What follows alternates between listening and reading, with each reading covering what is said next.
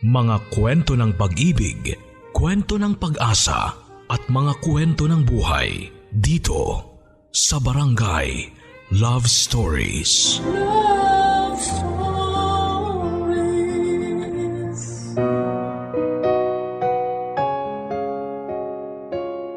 Ang pagmamahal, ang isa sa mga pinakamakapangyarihang emosyon sa mundo.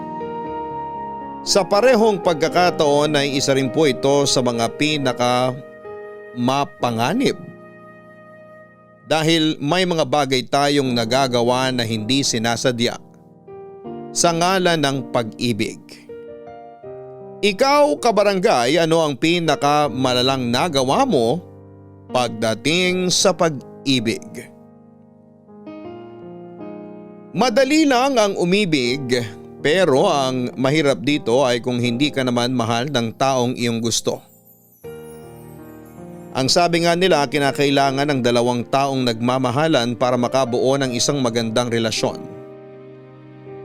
Pero paano natin ito magagawa kung ang tadhana ang sadyang mapagbiro? Ganito ang pinagdaanan ng letter sender nating si Abraham. Kung saan ay mapapatanong tayo, kung tadhana nga ba talaga ang gumagawa ng problema o tayo mismo ang nagsisimula nito? Sabay-sabay nating pakinggan ang kwento ni Abraham dito lamang sa mga kwento ng pag-ibig, buhay at pag-asa sa nangungunang Barangay Love Stories. Dear Papa Dudut, sa dami ng mga love stories na ibinabahagi ninyo araw-araw ay nakakatiyak akong hindi na bago ang kwentong isi-share ko sa inyo. Ganun pa man ay sumulat po ako sa inyo dahil gusto kong patunayan sa lahat na ang isang relasyon ay hindi mabubuhay kung ang dalawang nag-iibigan ay walang tiwala sa isa't isa. Papa Dudut, ako po si Abraham. 34 years old at isang medical technologist. 5 po kaming magkakapatid at ako ang isa sa mga breadwinners ng aming pamilya. Pangalawang anak po ako, ang tatay ko ay isang PUV driver samantalang tender naman ang turo-turo ang nanay ko. Sa Tarlac sila nakatira, Papa Dudut, at kasama ang iba ko pang mga kapatid. Nasabi kong breadwinner din ako ng pamilya namin dahil simula noong makapagtapos ako at makahanap ng trabaho ay ako na ang nagpaaral sa mga kapatid ko. Nagkaroon na kasi noon ng sariling pamilya ang panganay namin kaya eto na ang binubuhay nito. Wala namang problema sa akin, Papa Dudut, na sa akin napasa ang responsibilidad na yon. Kagustuhan ko rin naman ang makatulong sa mga magulang ko dahil silang naghirap at nagsakripisyo para marating ko ang lugar na kinatatayuan ko. Sa ilang taong pagtatrabaho ko sa Maynila, palagi kong hinahati ang sweldo ko para sa allowance ng mga kapatid ko at sa mga bayarin para naman sa tinitirhan ko. Mahabang panahon din po na ganoon ang naging buhay ko. Laging nakabudget ang pera ko at laging nasisimot at walang natitira para sa savings o para sa mga luho ko. Kung mahirap ka, Papa Dudut, ay hindi ka pwedeng maging maluho. Sakto lang kasi ang mga natatanggap ko noon kaya kinakailangan kong disiplinahin ang sarili ko. Mabuti na lamang po at hindi sinayang ng mga kapatid ko ang pera at pagod ko sa pagpapaaral sa kanila. Mabilis din naman silang nakapagtapos at nakahanap ng sariling trabaho. Noong mga panahong yon ay biglang guminhawa ang buhay ko dahil sa wakas ay wala nang nakasabit sa akin. Proud na proud ako sa sarili ko dahil nakayanan ko lahat ng yon sa tulong ng sarili kong pawis.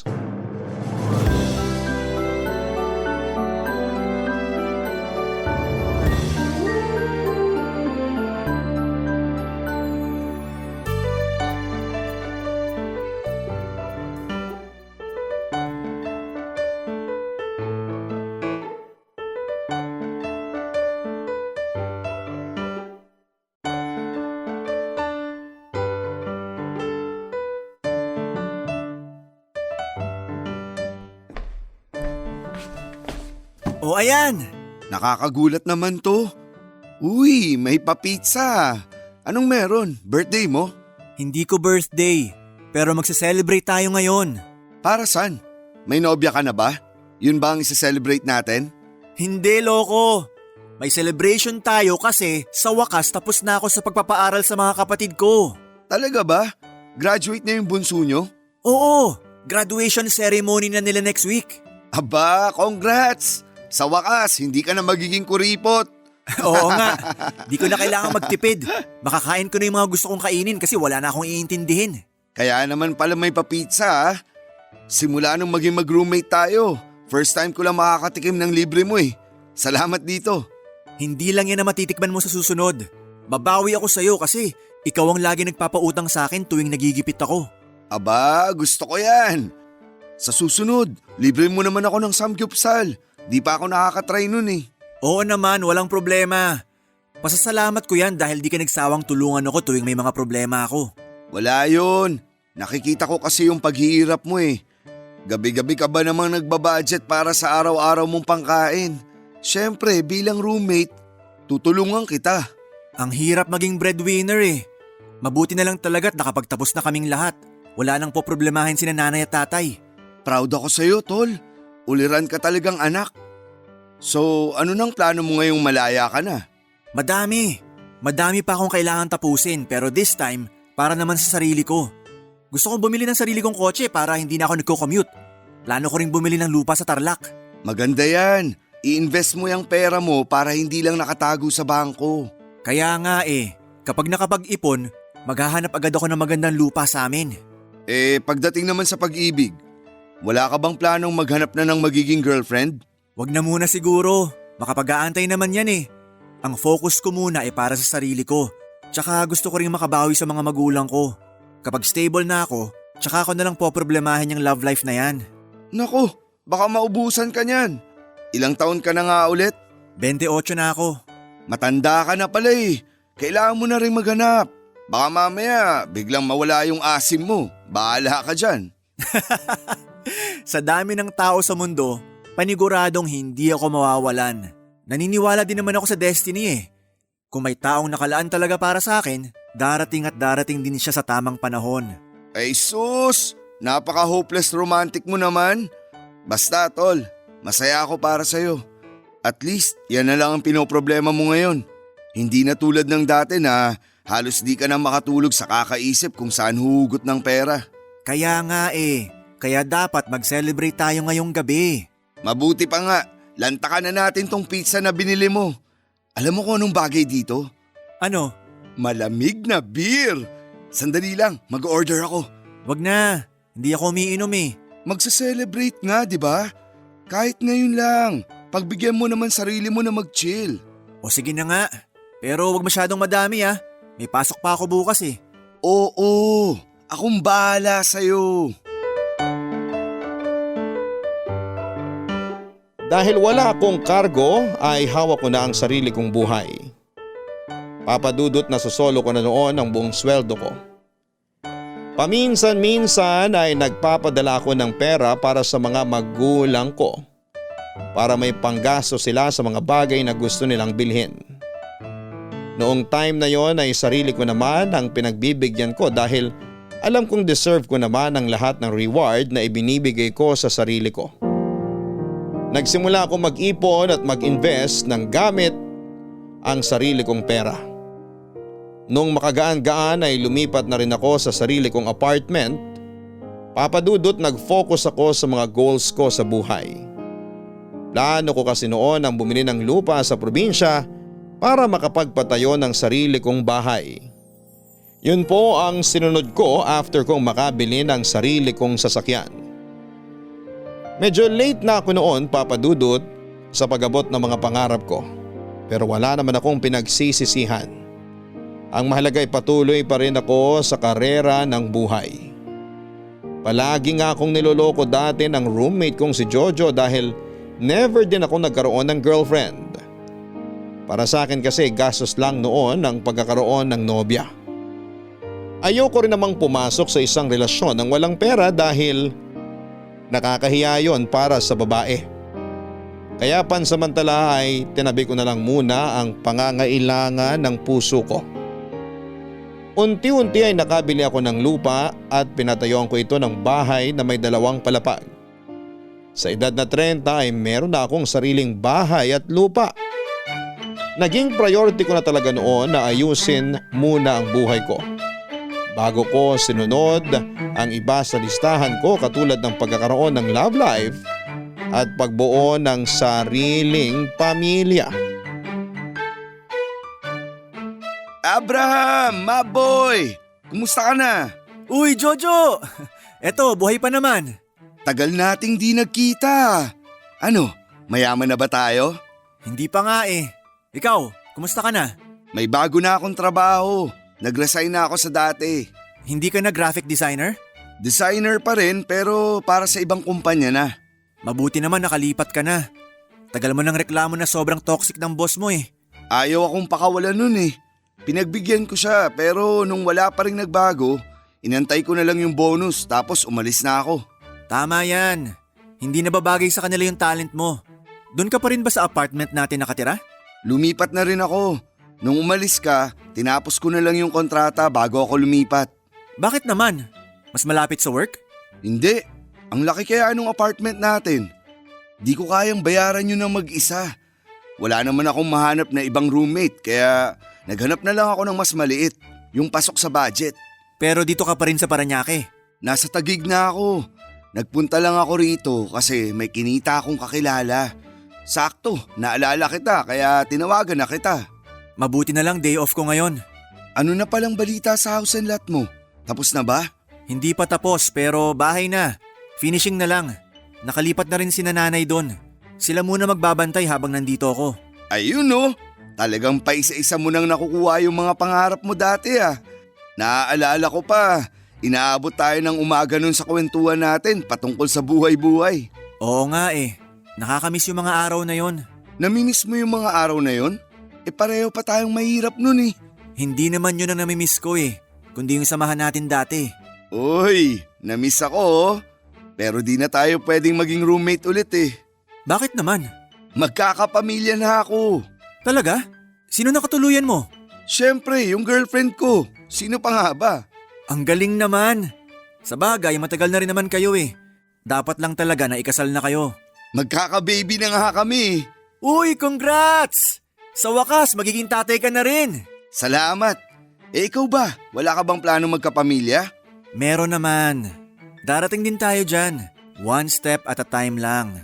Huwag mong sabihin hanggang ngayon, wala ka pa rin girlfriend. Wala pa nga. Di nga, yung totoo. Wala pa nga. Ni isa, hindi ka nagkaroon? Hindi. Busy ako sa pagpapatayo ng bahay ko eh. Ang tumal mo naman, tol. Ano pang hinihintay mo? End of the world? Gumalaw-galaw ka naman. Matanda ka na, boy. Alam ko naman yon. Sa totoo lang, yun na lang ang kulang sa buhay ko. Halos meron na ako lahat eh. Pamilya na lang talaga ang kulang. Huwag mo nang patagalin. Gusto mo ihanap kita? Kaya ko na to. Nakaya ko nga lahat eh. Paghahanap pa ba ng girlfriend? Aba, dalian mo. Mangangalawang ka niyan kapag di ka pa naghanap ng kapareha mo ngayon. Naghahanap na nga eh. Good luck. Sana makahanap ka ng kasing galing mo. Papa Dudut, mahirap abutin ang mga pangarap. Lalo na kung oras ang kalaban mo. Habang tumatanda kasi tayo ay tumatanda na rin ang mga magulang natin. Kaya siniguro ko noon na mabigyan sila ng magandang retirement para naman ma-enjoy nila ang buhay nila matapos ang mahabang panahong pagsusumikap at pag-aalaga para sa aming magkakapatid. Total ay may kanya-kanya na rin namang buhay ang mga kapatid ko ay binigyan ko na lamang ng monthly allowance sina nanay at tatay. Noong masiguro kong maayos at maganda na ang buhay ng mga magulang ko ay nakahinga na ako ng maluwag, Papa Dudut. Wala na akong mahihiling pa noon. Nakapagpatayo na ako ng sarili kong bahay at lupa. May sarili na rin akong sasakyan. Magandang matutuluyan at maayos na trabaho. Nang mga time na yon ay masasabi kong naabot ko na talaga ang mga pangarap ko para sa mga magulang ko. at para na rin sa sarili ko. Kaya naisip ko na oras na rin para pagbigyan ang puso ko. Bago pa man mahuli ang lahat ay nagsimula akong makipag-date. Doon ko lang napagtanto na sobrang hirap palang maghanap ng kapareha sa buhay. Hindi mo kasi kaagad masisiguro kung ang taong natitipuhan mo ay yun na ang babaeng para sa'yo. Minsan, kailangan mo pang harapin ang laro ng pag-ibig na hindi ko na masyadong magawa dahil tumatakbo ang oras. Pero naging mabait naman ang tadhana sa akin, Papa Dudut. Dahil matapos ang sunod-sunod na heartaches ay isang babae ang dumating sa buhay ko. Isang babae na matagal ko nang kilala. Si Shane na dati kong schoolmate noong high school ako, Papa Dudut. Papa Dudut, aksidente lang ang pagkikita namin ni Shane ng araw na yon.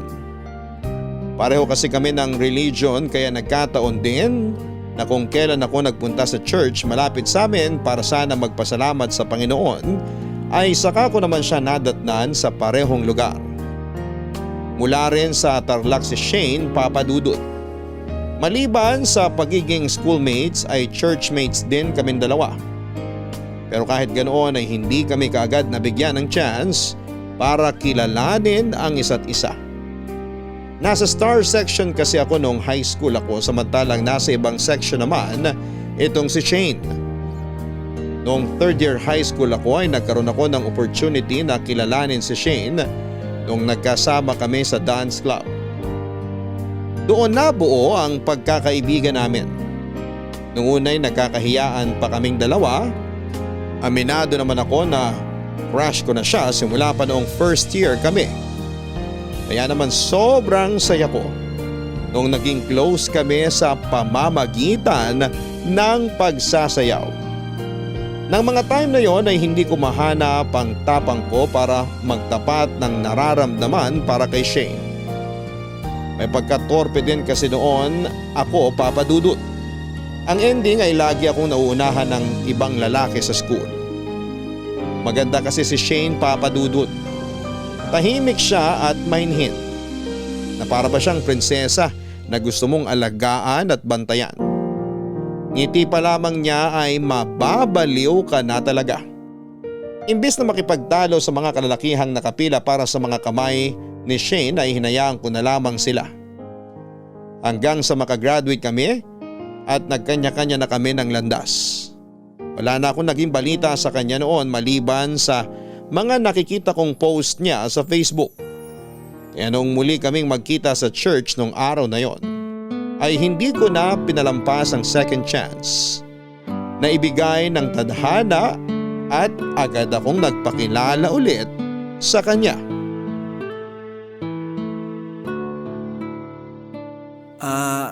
Hi. Shane, tama ba? Opo, ako nga po.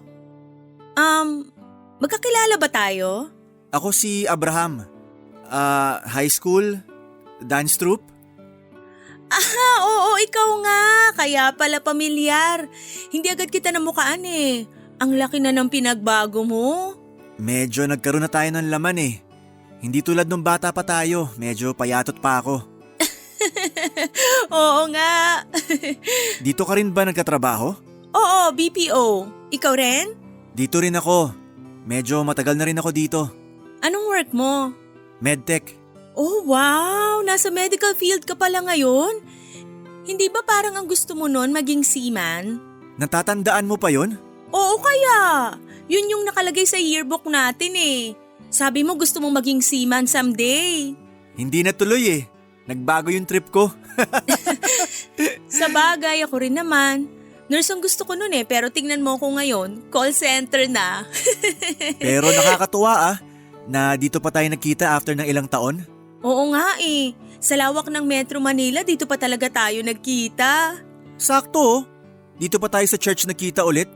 Hindi kaya meant to be to? Alam mo, palabiro ka pa rin pala hanggang ngayon. Palabiro ba? Parang hindi naman. Mahiyain ako nung high school eh. Medyo may pagkamahiyain ka nga. Masyado kang tahimik nun eh. Nagulat nga ako nung sumali ka sa dance troupe eh. Gusto ko lang talagang may excuse sa klase noon kaya ako sumali. Uy, pero magaling ka namang sumayaw nun. Magaling ka rin mag-choreograph. Talaga ba? Nakakatuwa naman na napapansin mo pala yung mga bagay na yan noon. Oo naman. Observant akong tao, no? Napapansin ko lahat, pati small details. Kung ganon, may mga ibang napansin ka pa ba tungkol sa akin noon? Noon? Tulad ng ano? Yung mga ginagawa ko para sa'yo. Basta, wag mo na palang isipin yon. Past is past. Basta ang naaalala ko sa'yo noon, tahimik ka. Matalino, magaling sumayaw, masaya kasama kasi maganda yung humor mo. Wow naman! Eh ikaw, may naaalala ka ba sa akin noon? Isa lang naman naaalala ko sa'yo eh. Ikaw yung pinakamagandang babae sa school natin. Uy, hala siya! Oo, totoo. Tanda ko nga, habulin ka ng mga kalalakihan nun eh. Mas habulin ako ng mga aso noon. Sorry, corny. Alam mo, ang saya ko ngayon na nakita kita. Bakit naman? Hindi ko rin alam eh. Basta, masaya tong puso ko ngayon.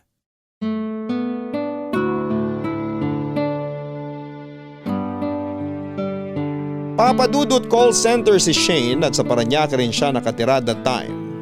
Dahil malapit lang sa isa't isa ay madalas kaming lumabas na dalawa. Palagi ko rin siyang ini-invite na kumain at minsan ay sinasamahan ko siya sa mga lakad niya. Noong minsang inaya ko siyang magsyargaaw ay nagulat ako noong sumama siya. Akala ko kasi hindi siya dahil nga sa hindi pa naman kami gaanong close noon. Pero sa tingin ko ay malaki na kaagad ang tiwala niya sa akin kahit sa maikling panahon dahil na rin magkakilala na kami noon pa. At pareho pa kaming mula sa Tarlac. Nagstay kami ng 3 days at 2 nights sa Siargao kung saan ay mas lumalim pa ang koneksyon naming dalawa. Doon ko na rin po inamin ang nararamdaman ko kay Shane at pumayag naman siya na manligaw ako sa kanya. Pagkabalik namin sa Metro Manila ay hindi na ako nag-aksaya pa ng oras at agad ko nang binakuran si Shane para hindi na siya maagaw sa akin. Matagal ang nangyaring ligawan, Papadudot. Noong makumpirma ni Shane na totoo na talaga ang nararamdaman ko para sa kanya ay sinagot din niya ako. Papadudot, para siyang puzzle piece na bumuo ng buhay ko. Saktong-sakto, hindi lumabis at hindi nagkulang. Naging maganda ang takbo ng relasyon namin. At proud akong sabihin na inabot kami ng 4 na taon bago ko naisipang mag-settle down na. Maayos na kasi ang buhay ko noon. Maayos na rin ang buhay ni Shane. Pareho na kaming walang karga-karga kaya naisip ko na oras na rin siguro, Papadudot, para alokin siyang magpakasal. Sa tulong ng kaibigan niyang si Maris ay nagplano ako ng isang surprise proposal. Maris, nandito ako. Kanina ka pa ba? Sorry, kararating ko lang. May nadaanan kasi akong magandang t-shirt na pabili tuloy ako. Okay lang. Salamat dumating ka ah. Sabi mo kasi emergency eh. Actually, wala akong emergency. Sinabi ko lang yun para kitain mo ko. So walang emergency? Nag-worry pa naman ako. Alam mo, kahit naman hindi mo sabihing emergency, pupuntahan pa rin naman kita eh. So bakit mo ako gusto makita? Ikaw yung best friend ni Shane. Kaya sa'yo na lang ako hihingi ng favor. Anong favor naman yan? Ganito kasi, plano ko na sanang mag-propose kay Shane. Gusto ko magpatulong sa'yo. Oh my gosh! Totoo ba? Oo. At bilang ikaw naman ang pinakamalapit na tao kay Shane, ikaw nang nilapitan ko. Hindi ka nagkamali sa nilapitan mo. So anong gusto mong gawin ko? My gosh! Kinikilig ako! Gusto ko lang naman ng simpleng proposal eh. Kaso nahihirapan ako mag-set up kasi nga paiba-iba yung schedule ni Shane. Tapos sobrang dami pa niyang activities this month. Medyo busy nga siya ngayon. Gusto ko sana na ngayong month na to mag-propose sa kanya. Tuwing March kasi kami nagkakaroon ng unforgettable moments eh. March noon nung nakita kami sa church. March din nung sinagot niya ako. Kaya gusto ko na mag-propose ngayong March din. Ang sweet naman. So ano, meron ka bang naiisip na gawin? Gusto ko lang muna malaman yung schedule niya. Kapag kasi ako nagtanong, baka makahalata siya Kasi hindi naman ako nagtatanong ng schedule niya eh. Nasanay na lang siya na tinetext ako kapag kailangan niya ako. Okay, sige. Consider it done. Ako na lang magsisked ng date. Okay lang ba sa'yo yon? Oo, walang problema. Tapos saan mo plano mag-propose? Gusto ko sana sa beach kaso mahirap kung babiyahe pa tayo eh. Pwede namang mag-resort na lang siguro. Mukhang pinaghahandaan mo talaga yung araw na yon, ha? Syempre naman. Gusto ko kasi na bawat milestone namin ni Shane maging memorable. Ang swerte naman talaga ng kaibigan kong yun. Saan pa nakakabingwit ng katulad mo? Magtiwala ka lang sa tadhana.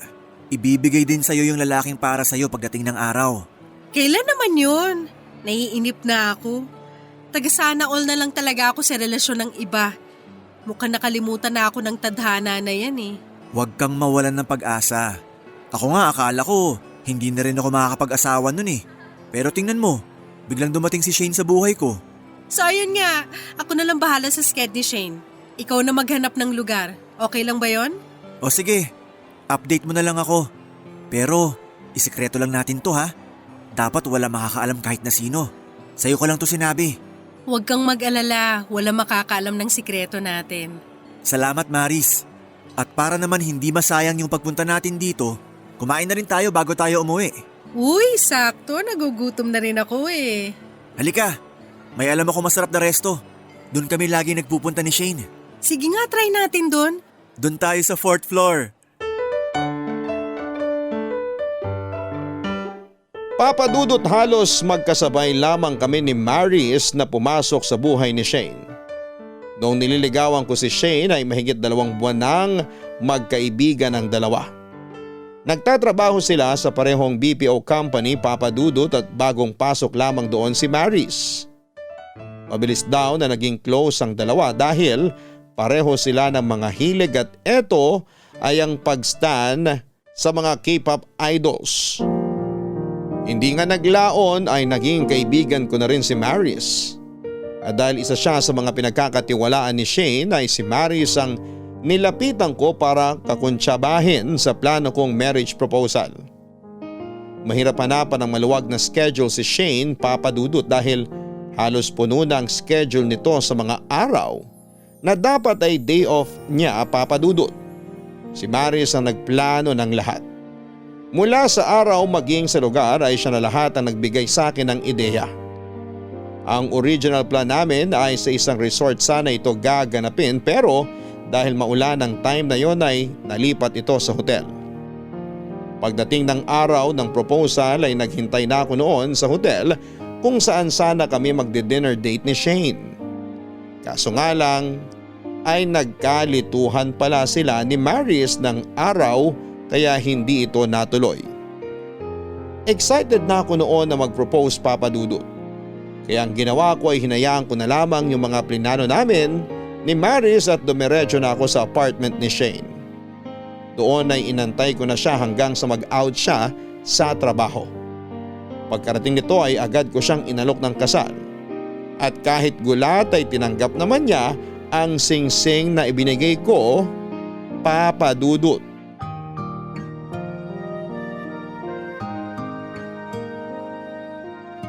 Papa Dudut, sobrang saya ko nung officially ay naging fiancé ko na si Shane. Pero sa kabila ng pagiging engaged namin ay wala pa kaming planong magpakasal kaagad. Gusto kasi naming pagandaan ang magiging wedding naming dalawa. Kaya naisip namin na mag-ipon muna para maging memorable ang mangyayaring kasal.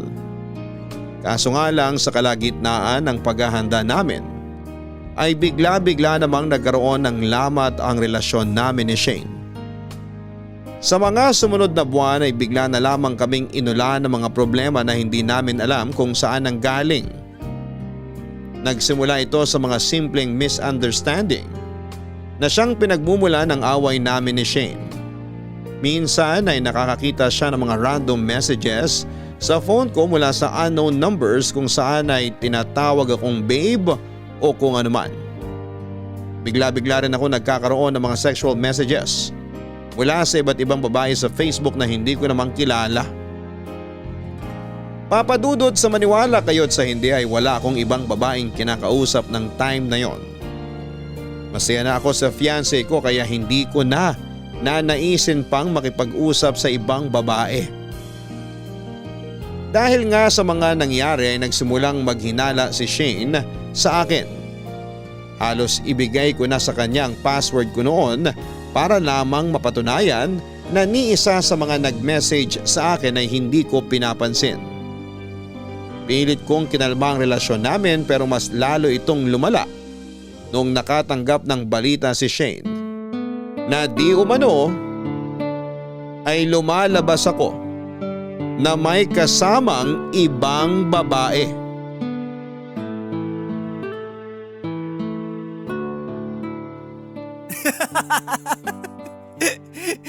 Nakakatawa naman tong video na to. Love, tinan mo to, sobrang aliw. Uy, Love! Hello? May kausap ba ako? Ano? May isasend ako sa yung video, panoorin mo. Busy ako. Ang sungit naman. Bakit bad mood ang lalabs ko? Wag mo akong kausapin, galit ako sa'yo. Ano na namang nagawa ko? May nakita ka na naman bang nag-message sa akin? Sabi ko naman sa'yo, di ba? Hindi ko nahawak kung may mga taong nagme-message sa akin. Ang mahalaga naman, hindi ko sila pinapansin eh. Tsaka binibigay ko na sa'yo yung password ko, ayaw mo naman. Tapos na tayo doon. Wala nang problema sa akin kahit 1,000 babae pa mag-message sa'yo. Ganun naman pala eh. Bakit ka na naman nagkakaganyan? Ano na namang problema? Magsabi ka nga ng totoo sa akin. Mahal mo pa ba ako o hindi na? Siyempre mahal kita, Love. Mahal na mahal. Hindi na dapat tinatanong yan. Kung ganon, bakit? Bakit naghahanap ka pa ng ibang babae? Ibang babae? Ako naghahanap? Sino nagsabi? Bakit naman ako maghahanap pa ng iba kung nandito ka na? May nakarating sa akin na balita. May nakakita raw sa'yo sa mall. May kasama kang babae na kaakbay mo. Imposible namang mangyari yon, Love. Sa mall? Wala naman akong gagawin sa mall. Tsaka alam mo naman na puro online na transactions ko ngayon eh. Hindi na ako nagpupunta sa mall. So sinasabi mo na nagsisinungaling yung source ko? Oo, nagsisinungaling siya kung sino man yan. Sino ba kasi yan? Sino yung taong nagpapakalat na may babae ako? Hello guys! Nagantay ba kayo ng matagal? Pasensya na, may dinaanan pa kasi Ano? ako. Sagutin mo ako. Sinong tao yung naninira sa akin? Hala, Hindi ko na nag-aaway ba kailangang kayo? sabihin kung kanino galing. Ang gusto ko lang malaman kung totoo ba. Hindi nga totoo, Love. Bakit ba ayaw mong maniwala sa akin? Ano bang pinag-aawayan nyo? Lagi na lang kayong ganyan. Maris, nagsisinungaling ka raw sabi ni Abraham. Hindi raw siya nagmamall kaya imposible raw yung mga sinasabi mo. Ha? Ikaw yun? Maris, ikaw ba yung nagsasabing may ibang babae ako? Ay, teka lang, let me explain. Baka misunderstanding lang yung nangyari. Kasi the other day, nag-mall ako, di ba? Tapos habang nasa escalator, nakita kita na may kasamang ibang babae. Wala ako sa mall sa oras na sinasabi mo kasi nasa trabaho ako. Sandali lang, patapusin mo muna ako. Di ba sabi ko naman sa'yo, Shane, na hindi ako sigurado kung si Abraham ba yung nakita ko? Kasi nasa second floor ako papuntang third floor nung makita ko yung guy. Kamukha mo kasi yung lalaki, tapos pareho pa kayo ng damit, yung checkered na blue. So akala ko ikaw. Nabanggit ko lang naman kay Shane yun eh, pero hindi ko naman sinasabi na nambababae ka. Hindi naman pala kumpirmado eh. Tapos ako pa yung pinalalabas nyo naman loloko. Sabi mo sure ka na si Abraham yun. Ay naku Shane, baka na misheard mo ko. Sabi ko, di ako sure pero parang nakita ko si Abraham. Ikaw naman, sinugod mo naman agad tong boyfriend mo. Akala ko kasi nakita mo talaga. See? Alam mo, Love, hindi ko magagawang mambabae. Kasi ikaw lang naman yung gusto ko eh. Hindi ko magagawang lokohin ka. Ay, I'm sorry kung naging padalos-dalos ako. Nadala na lang rin kasi ako sa nararamdaman kong selos. Okay lang yon. Basta, clear na tayo ha. Wala akong babae. Oo, sorry uli. Good na ba? O sige na, larga na tayo.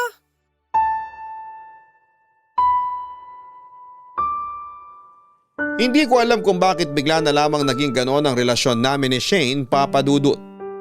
Palagi na lang kaming away-bate. Aminado ako na ng mga time na yon ay naapektuhan ako sa mga nangyayari.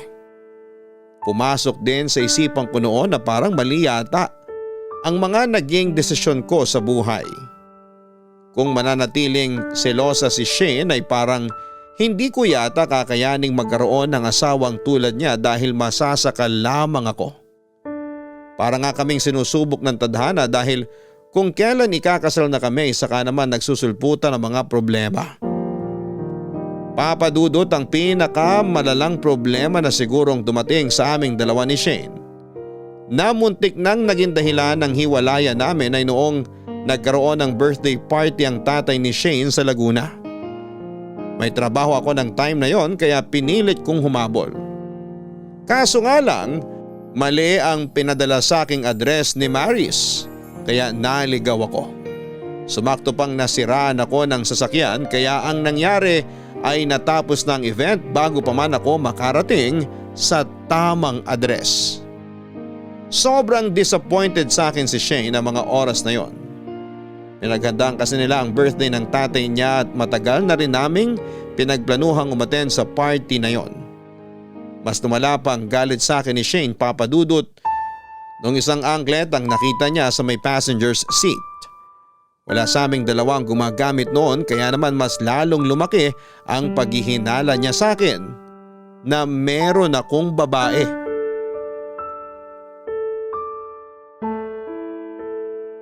Sorry talaga, love.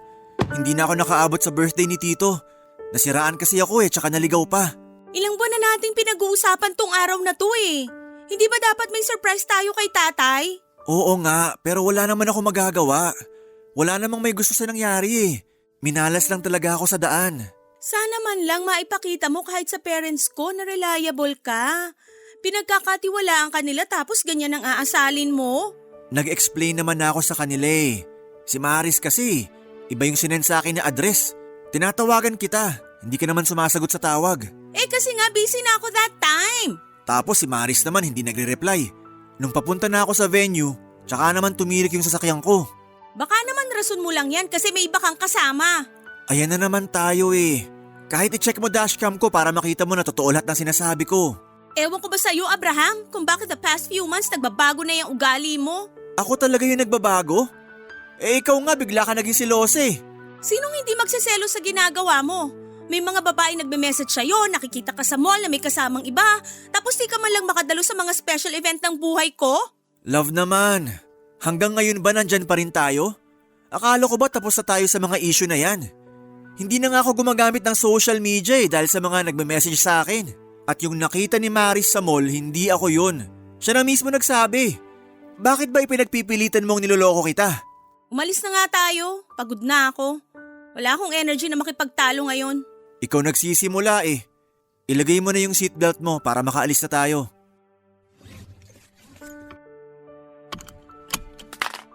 Yung phone mo nahulog. Ay, teka lang, pupulutin ko sa sahig. Teka. Ano to? Ang ano? Ano to? Anklet ba to? Hindi ko alam. Sa'yo ba yan?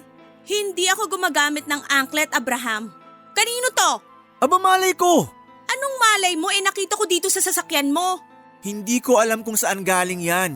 Hindi rin naman ako gumagamit niyan Aba malamang, pambabae to Sinasabi ko na nga ba Sandali lang love, maniwala ka sa akin. Hindi ko talaga alam kung saan galing yan. Magpapalusot ka pa, bistado na kita? Paano mo nagawa sa akin to? Sawa ka na ba sa akin? May kulang ba sa akin? Bakit naman ganito, Abraham? Love, please. Hindi ko talaga alam kung kanino yan. Wala akong babae, maniwala ka naman sa akin. Hindi kita magagawang lokohin. Nakakapagod ka na. Nakakapagod kang mahalin, alam mo ba yon? Love naman, wag mo namang sabihin yan. Wag mo muna akong kausapin. Saan ka pupunta? Magko-commute na lang ako pa uwi.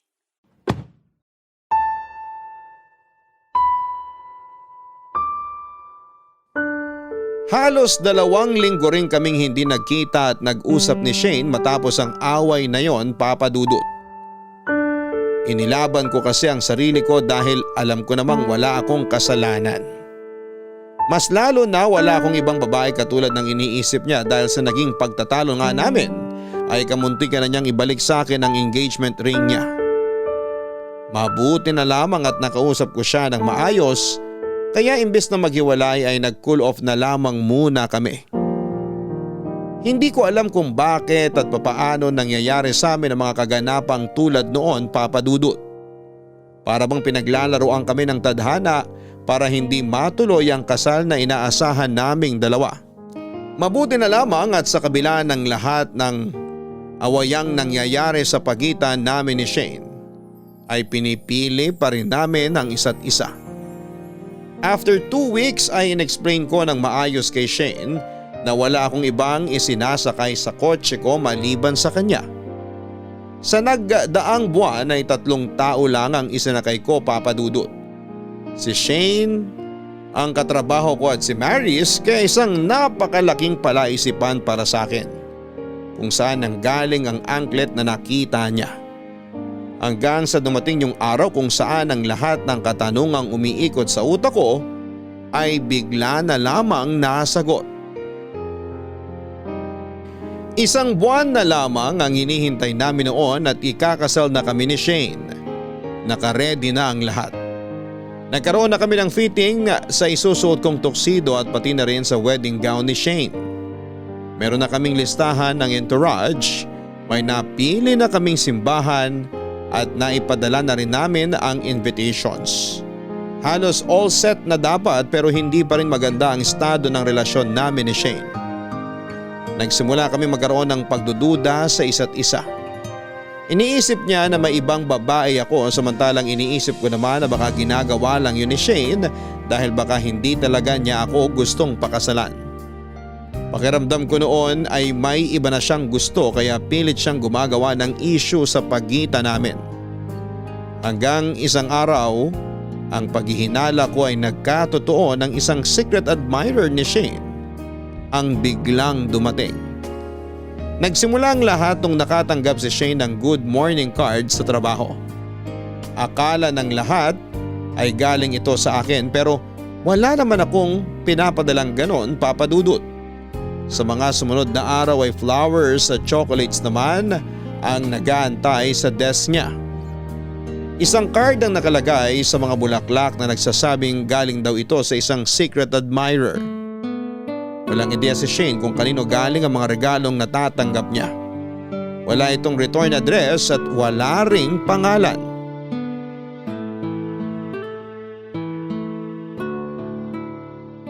So Shane, ano naman ang natanggap mong regalo today?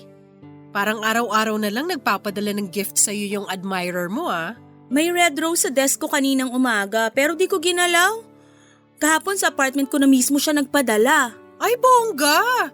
Sana all talaga may secret admirer. Anong sana all? Hindi ba kayo nawiwirduhan sa secret admirer na yan?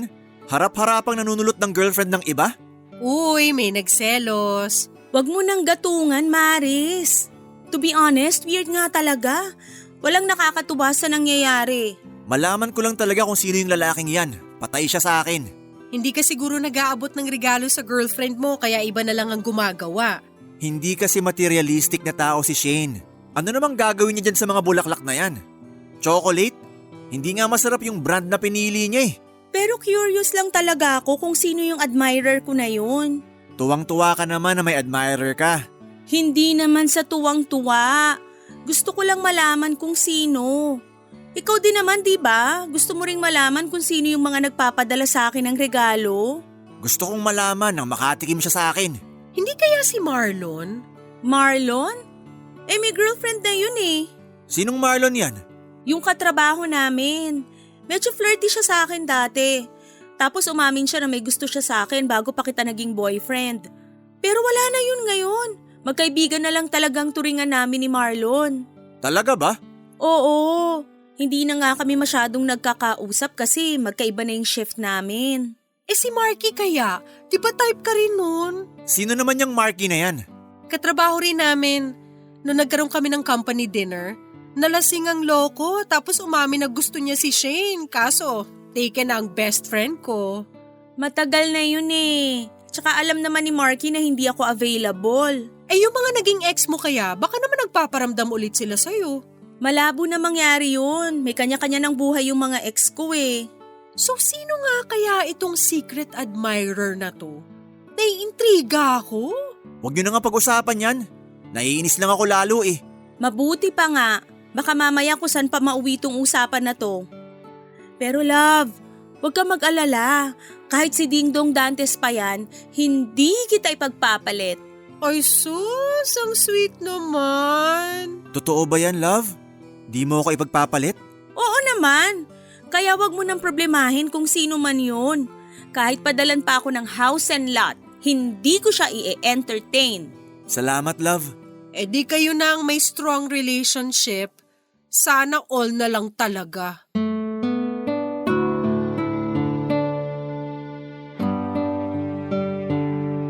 Malaki naman ang tiwala ko kay Shane na hindi niya ako ipagpapalit, Papa Dudut. Pero wala akong tiwala sa mga lalaking nakapaligid sa kanya noon. Aaminin ko po sa inyo na nakaramdam ako ng takot at selos ng panahong yon. Alam ko kasi na uso na ngayon ang panunulot ng karelasyon ng ibang tao kaya kahit engaged na kami ni Shane ay hindi pa rin kami safe. Medyo na-threaten ako noon lalo na at hindi ko alam kung sino ang karibal ko. Ang maganda naman kay Shane, Papa Dudut, ay palagi niya akong ina-assure na ako lang ang mahal niya. Kaya kahit papaano ay nabawas-bawasan ang pag-overthink ko. Ang ginawa na lang ni Shane ay hindi na niya tinatanggap ang mga regalong dumarating para sa kanya. Ipinamimigay na lamang niya ito sa mga kakilala niya. Dahil hindi ako mapanatag sa kung sino ang taong nasa paligid ng lahat ng ito ay nagsimula po akong mag-imbestiga. Chinek ko sa social media kung sino-sino mga taong palaging nagko-comment sa post ni Shane. Maging mga katrabaho niya ay kinakausap ko sa pagbabaka sakaling makikilala ko kung sino ang secret admirer niya. Nagpatulong din ako kay Maris para hanapin ang taong yon. Pero kahit na anong pag-iimbestiga pa ang gawin ko ay wala pa rin akong napala. Hanggang sa isang araw ang sagot na hinahanap ko na mismo ang kumatok sa aming pintuan at nalaman ko kung sino ang taong nasa likod ng lahat.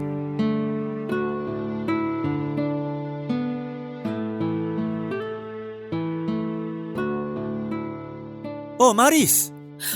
Abraham, anong ginagawa mo rito? Susunduin ko si Shane, lalabas kami. Ikaw, ba't ka nandito? May kailangan ka ba kay Shane? Wala naman. Sige, alis na ako. Hindi ka na magpapakita kay Shane? Pumasok ka muna. Hindi na, may lakad pala kayo eh. Next time na lang. Sige, bye-bye. Sandali, may naiwan ka. Sa'yo ba tong paper bag? Akin nga, salamat. Sandali. To Shane, I love you. From your secret admirer. Teka, sa'yo to? Ikaw ba yung secret admirer ni Shane? Magpapaliwanag ako. Ikaw yung araw-araw na nagbibigay sa kanya ng mga bulaklak at regalo? Abraham, ganito kasi yun. Sagutin mo ako! Ikaw yung secret admirer ni Shane? Oo, ako. Ako yung nagpapadala sa kanya ng regalo pero hindi dahil sa iniisip mo. So ano? Bakit mo siya binibigyan ng regalo? Wala akong gusto kay Shane.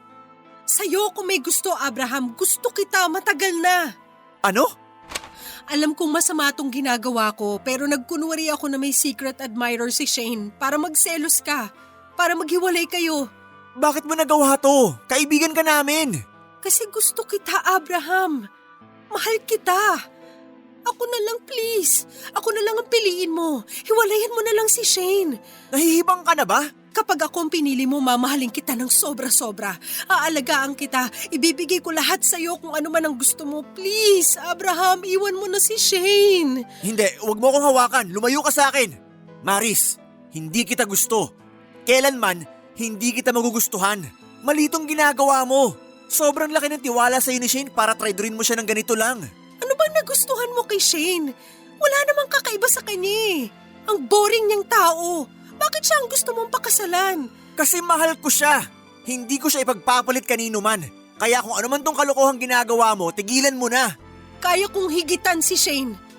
Subukan mo lang ako. Kahit wag nating ipaalam sa kanya. Willing ako na maging side chick mo para makita mo na mas worth it ako kaysa sa kanya. Nababaliw ka na nga talaga. Alam mo, kailangan mo na magpatingin sa doktor. Kasi walang normal na taong gumagawa ng tulad nito. Pagbigyan mo naman ako. Bigyan mo ako ng chance. Umalis ka na bago pa magdilim ang paningin ko. Huwag ka nang magpapakita ulit sa amin. Abraham, nagmamakaawa ako sa'yo. Umalis ka na! Hindi pa ako tapos sa'yo. Papatunayan ko na hindi si Shane ang babaeng nararapat sa'yo. Hindi mo na kami mapaghihiwalay ni Shane kahit ano pang gawin mo. Huwag mo nang ipahiya ang sarili mo. Tigilan mo na to. Huwag na huwag ka na rin lalapit kay Shane o sino man sa aming dalawa. Magkikita ulit tayo, Abraham. Pangako ko yan sa'yo.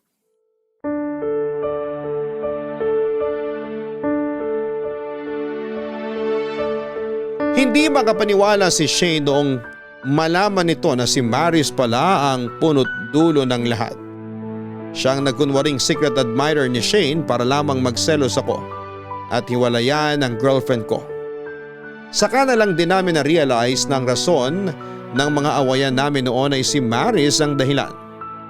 Katulad na lang noong naligaw ako noong birthday party ng tatay ni Shane. Si Maris ang nagbigay sa akin ng maling address. Siya rin ang nagsabi ng maling oras kay Shane dahilan para hindi siya makapunta sa date sana namin na sa sinihan noon. Saka na lang din namin na-realize na maaaring kay Maris din galing ang anklet na nakita ko sa kotse ko dahil minsan ko na rin siyang sinakay doon noong nagplano kami para sa proposal. Baka nga siya rin ang may-ari ng unknown numbers at accounts ng mga babae sa Facebook na nagme-message sa akin dati. Agad-agad ay pinutol ni Shane ang pagkakaibigan nila ni Maris. Buong akala namin ay mapagkakatiwalaang siyang kaibigan. Yun pala ay isa siyang ahas na patalikod kong tumira. Tinanggal na rin namin siya sa entourage kung saan siya dapat ang isa sa mga maid of honor. Papadudot, kahit na pinagtabuyan ko na si Maris noon, ay desperada pa rin siyang makuha ako. Hindi niya ako tinatantanan sa mga chat pati sa apartment at trabaho ay pinupuntahan niya ako. Nagmamakawa na siya na lamang ang piliin ko. Ang ginawa ko na lamang ay blinak ko siya sa lahat ng social media ko at ginawa ko ang lahat para maiwasan siya. Kahit na anong pagmamakaawa pa ang gawin niya ay hindi na siya makakabalik pa sa buhay namin. Hindi naglaon ay tumigil din sa paghahabol si Maris. Dahil sa kahihiyan ay napilitan siyang mag-resign at lumipat sa ibang kumpanya. Kailanman ay hindi na ulit namin siya nakita. Sa kabila ng lahat ng nangyaring kaguluhan ay naging successful naman po ang kasal namin ni Shane. Ngayon ay may baby na rin kami at tahimik nang nakatira ngayon sa probinsya sa bahay na pinatayo ko. Papadudot, ito po ang kwento namin ni Shane at kung papaano namin nilampasan ang mga problemang aming pinagdaanan. Sana'y nag-enjoy po kayo sa pakikinig nito. Ang inyong forever kapuso at kabarangay, Abraham.